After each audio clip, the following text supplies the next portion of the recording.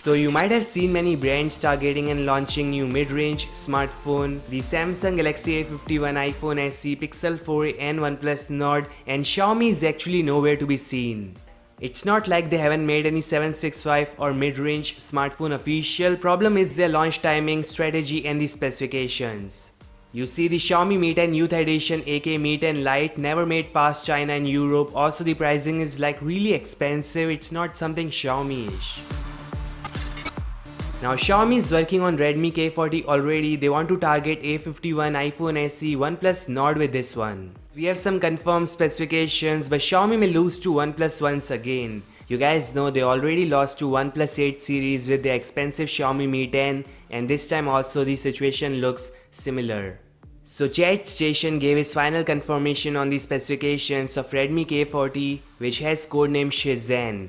He says it's gonna feature 120Hz LCD display, which is again shocking cause no one likes LCD screen. The K20 was AMOLED and has amazing display. The K30/Poco X2 was a downgrade cause of LCD plus dual hole punch design. Now with the K40, Xiaomi is going back to the old design, that's the full screen panel, but using LCD once again, which is not so great.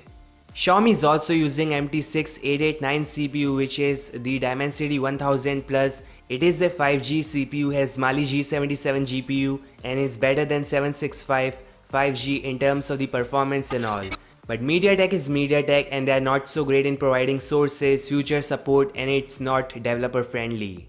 Finally, 4500 mAh battery with 33 watts of fast charging. The K40 also got Chinese certification, so the launch is like in a few weeks. And with these specifications, I have no idea how Xiaomi can beat the OnePlus Nord. Also, importing a Chinese phone is gonna cost them a lot, and it's gonna take a lot of time for them to manufacture it in India or different market. So yes, Xiaomi is not doing well right now. Also, Mi Video and a few applications are on Spotlight right now for stealing information and sending it to Chinese server. Honestly, I don't think their future looks great. I told you guys before also, Xiaomi needs to fix a lot of things. This includes their MIUI OS, their phone specifications. They're not doing things right. Like instead of spending on 90Hz or 60Hz OLED, they're using 120Hz LCD. They used 108 megapixel on Mi Note 10, which was a testing device for them to launch the Mi 10 flagship phone, which was also expensive and was not having IP68 or 120Hz OLED.